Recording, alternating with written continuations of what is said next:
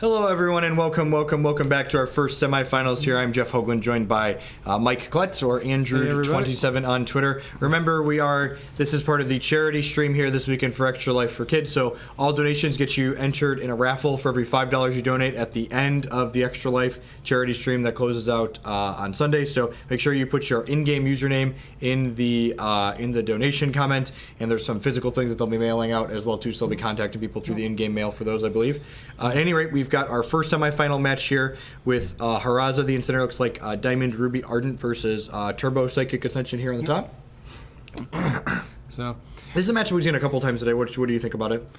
I think that it's very play draw dependent. The Ardent deck's very capable of getting out underneath the Ascension deck, but they can ascend with a reasonably high life total that's hard to get burnt out by an Embers. It's pretty much lights out.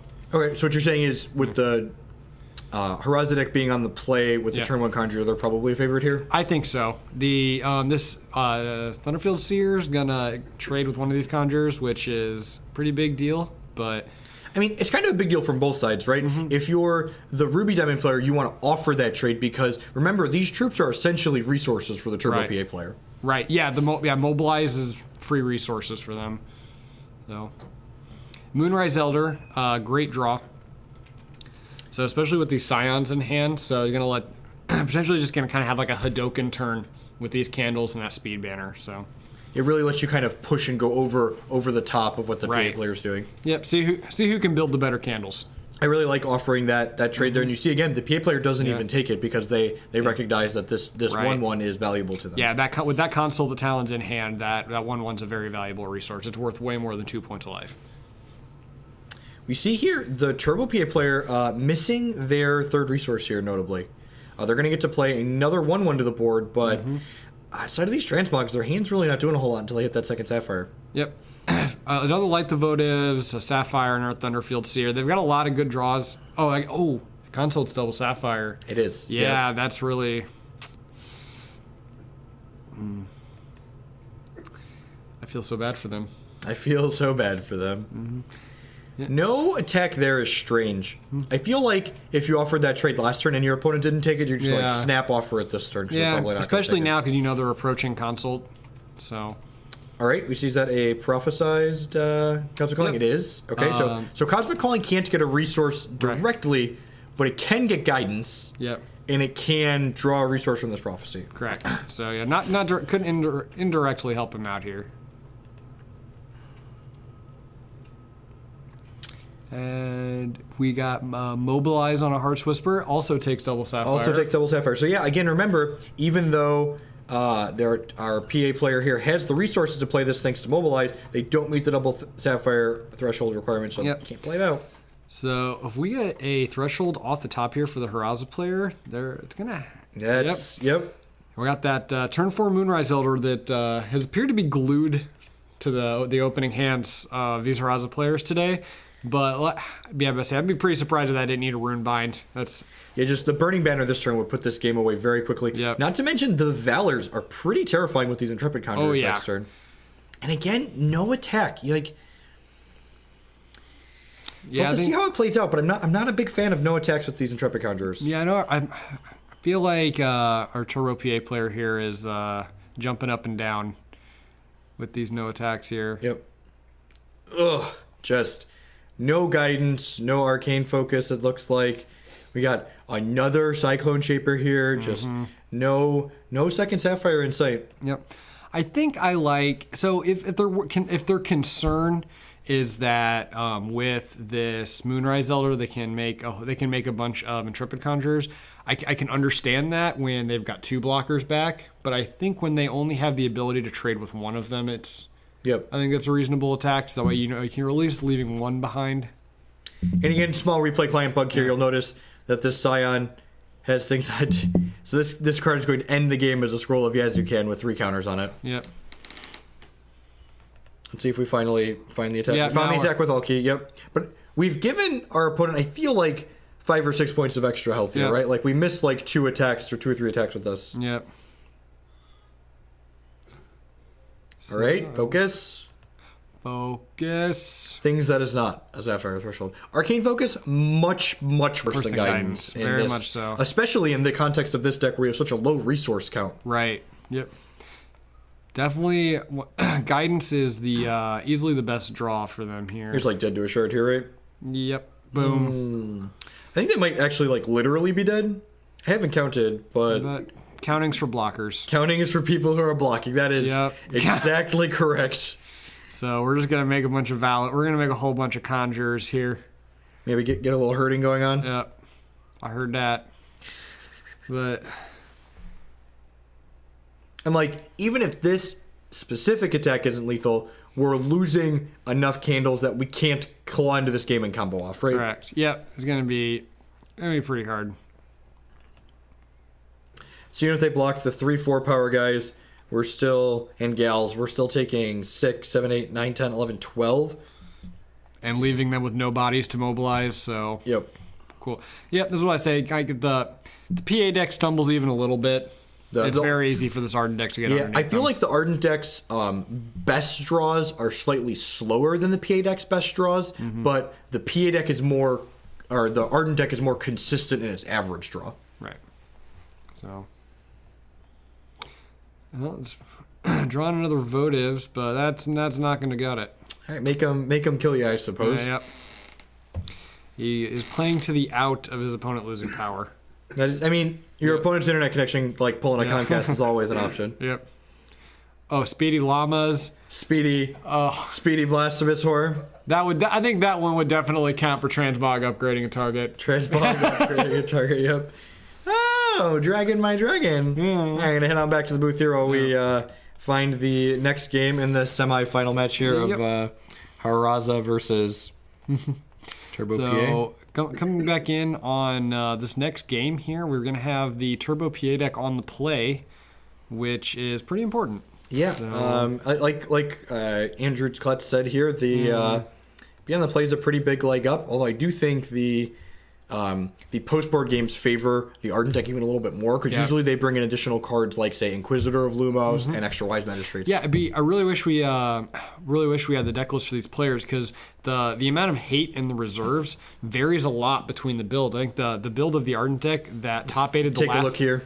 The build of the Ardent deck that top-aided the last bash only had 2 Wise Magistrates in the reserves, and that was it. But there are some variants on the ladder that have as much as 8 cards post-board between the Inquisitor and the Wise Magistrate. Yeah, and I agree. And we can see here, we see a Wise Magistrate here in the opener from the Ardent player. And this is, again, just one of the most powerful cards. Every time your opponent plays a card, every other non-resource card in their hand gets +2 cost.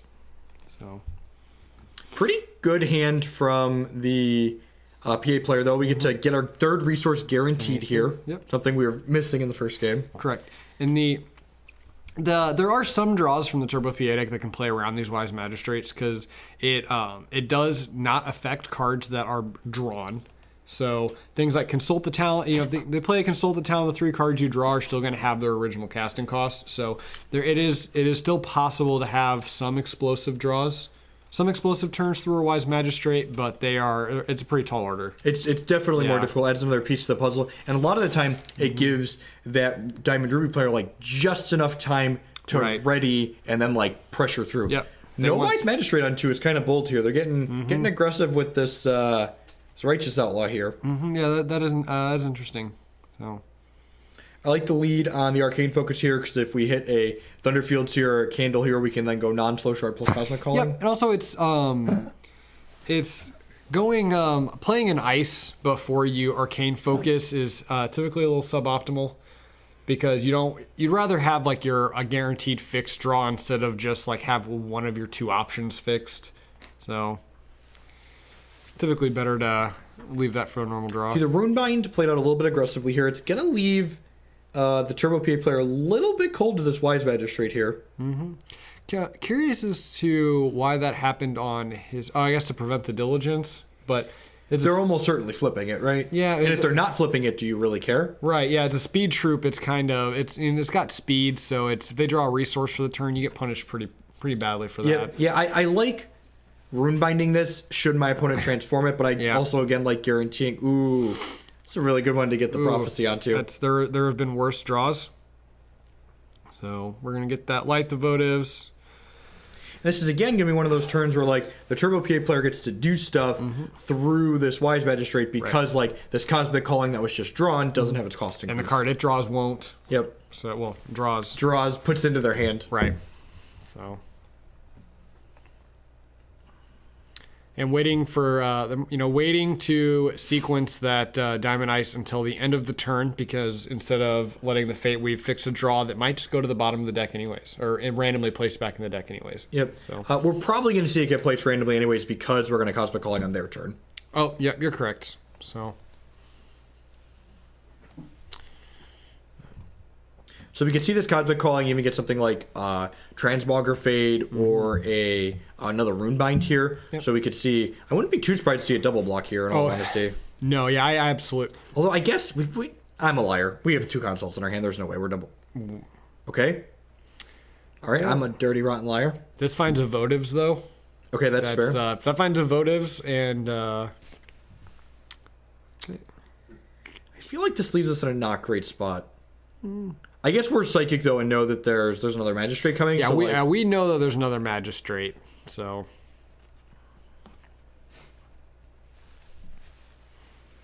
again here, probably want to focus before we ice here. Good sequencing on the Turbo PA player's part yet again. Thunderfield Seer. So now we're gonna go ice Seer. Put a non-resource on top. Get the prophecy onto that non-resource. No amount of mobilize helping these 11 cost consults. Yep. There we go. There's that shard they've been wanting. This, and it's the Ruby shard too, so we're going to need to jam a Moonrise Elder down their throat here too. Yep. Get that banner online. Just passively in the opener. And again, just not leaving the Turbo PA player a lot of room to like catch up from this Wise Magistrate. Yep, yeah, the all the 1/1s they get are definitely not free blockers. They need those bodies. The more and more, the more and more you keep their board under control, the less resources you're giving them. Yep. So that one's pretty good. It prophesies onto the same one. Of course, yep. Well, I hope it redraws itself. Well, now we saw how they top aided. But so this Heart of Whispers not affected by the Wise Magistrate. Gonna draw. That's aggressive. Okay, so we're choosing to draw the extra card here. I guess. Wow. I salute thee. Yeah. I salute thee. Good Turbo PA player. Yeah. Light the votives again. Draw 2 more cards. Oh man. Got a Thunderfield here we can play too. This is just good clean living right here. This Cyclone Shaper gonna get empowered next turn and at least negate its +2 cost to everything. Yep. So. And suddenly we have some jump blockers. Yep, we are. Yep.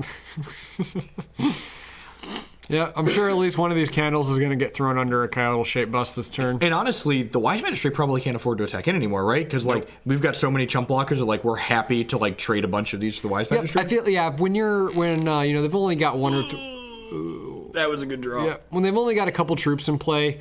The Wise Magistrate trading with 2 bodies is effectively making other cards more expensive. Yep. So it's more or less the same thing early, but right now, they can throw 2 candles under it now and not care.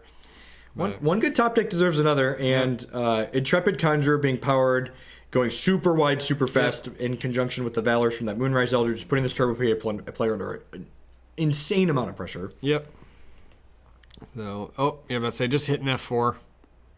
I like this. Can we survive while double blocking here? We can, right? We can go block, and then go to 1. Yep. I think I go to 1 here. I think if I'm the PA player, I'd go to 1. Yep. They're double blocking the Magistrate because they have no chance of going off next turn if they don't. I agree with my assessment. All right, let's see if our assessment pays off.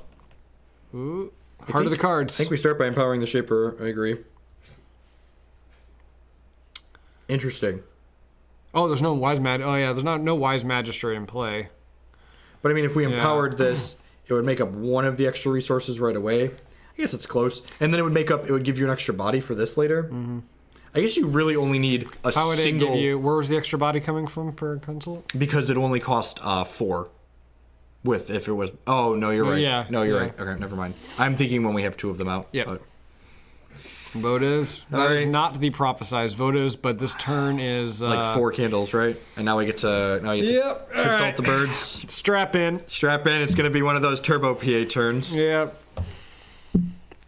When I'm playing Hex, this is my happy place. This is just everything. Not only is this my happy place, but it's Matt's unhappy place, which just makes it even better. There's which makes it my happier place. Happier place. Yep. So now these consults are going to make some 7 drops for us. Cosmic Calling, not a combo with Psychic Ascension. That's for Hex devs. If you're out there, I could really use a 3-cost Sapphire Diamond Troop for Immortal. Ooh. Oh, Starglyph. Candles are heading to take off here. Consult the Talon. Ooh. Actually a combo with Psychic Ascension, though. Yep. Cool.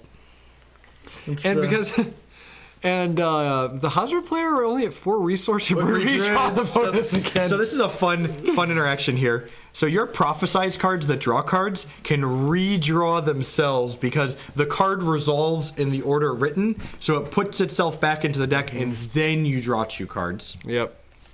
So Consult the Talons, showing why it's a combo. Yeah, with Psychic Ascension. Those 0-cost 7s are pretty good. That's pretty unlucky. We didn't redraw the consult again, or the Lights Voters again. Yeah. Deserves at least another redraw, for Matt's sake. You could use another 7. Casual draw 3. That's pretty unlucky. Neither of those Lights Voters draw cards. Those are the wrong votives. Hasn't made a lot of misplays this game, but drawing those votives over the double prophesized one was definitely. Yeah, I feel like you're supposed to draw the prophesized one every time. Good. Look at the candles fill in there. Matt's laptop here is like the little engine that could struggling to render all these candle kid. Just third row. Yeah. I don't.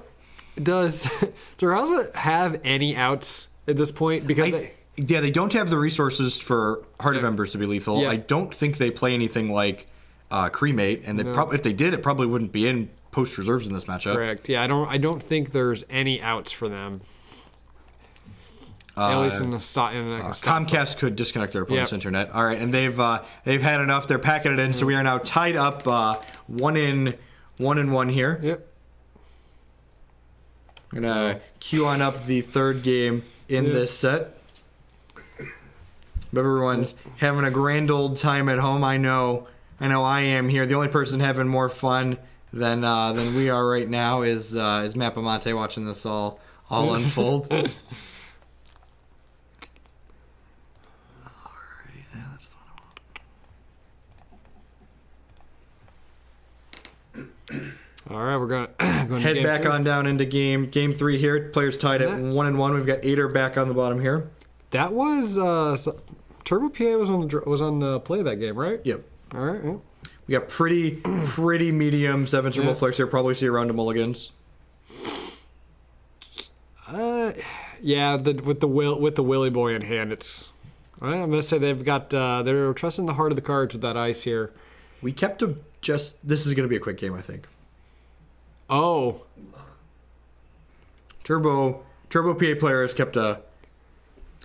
Turbo PA player. I don't know if they thought that well made a threshold, perhaps, or what the deal is there, but that well does not make a threshold without another threshold to have there. So probably should have gone to 5 on their side of the board. And again, like if they'd have gone to 5 and had a reasonable 5, they'd have had way more than enough time to set up with this. Both players kept pretty rancid hands. You gotta laugh.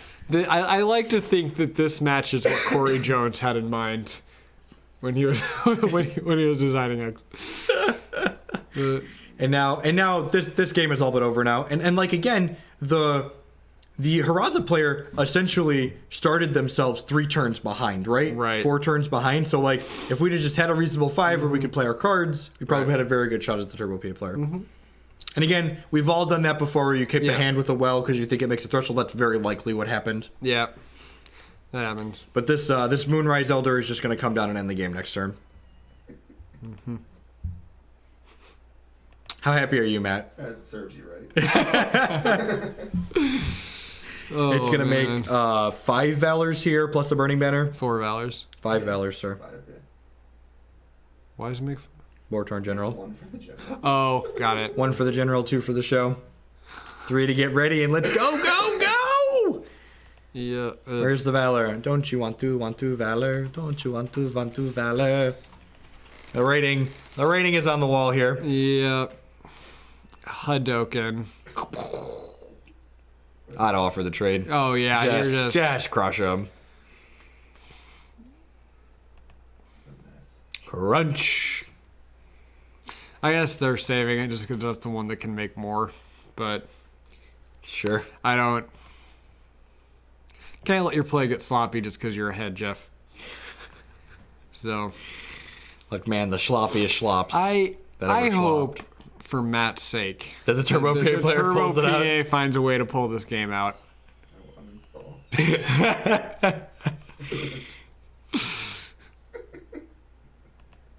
Because that is a Sapphire Ice in hand.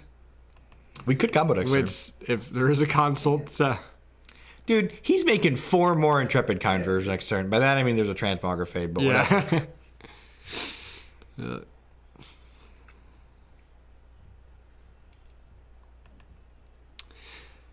Oh man, just those shiny Alter Art Intrepid Conjurers there.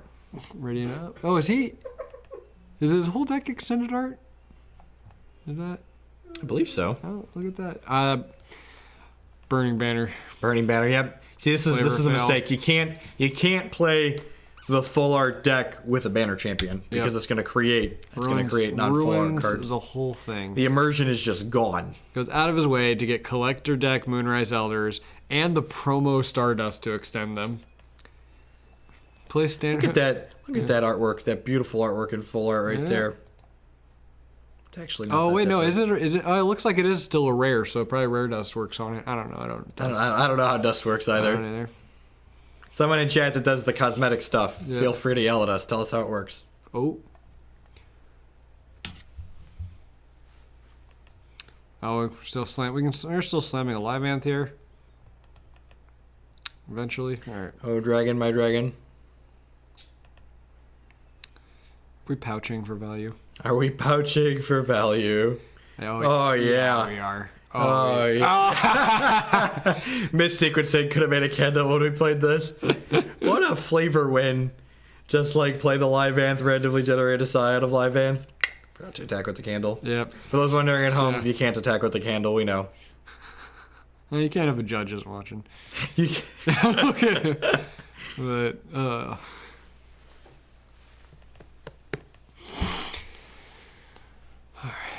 yeah, I don't think there's, there's no lullaby-like effects out of the Turbo PA deck, so I'm pretty sure this is going to be the last turn of the game. Yep. Take a Heart's Whisper for old time's sake. Yep. Heart's Whisper just to make sure there's no cards. Guidance for guidance. Guidance for guidance. Nope. I'm so unlucky. Couldn't even give me a bingo square in the last turn of the game. We didn't have it. Man, I'm pretty sure that was our match to get a Candle Can Evolves. Get a Candle Can Evolves, yep. Well, at any rate, that's our first quarterfinal, so congratulations to looks like our first semifinal. Yep, sorry, I didn't cast the quarters, y'all did. Yep. Our first semifinals looks like we have a Ruby Diamond Ardent deck into the finals of the Bash for today. Stay tuned, we're going to cover the second semifinal with Shinshire and one of our other top 4 competitors, and then we'll be on to the final soon enough. Thanks for watching, folks.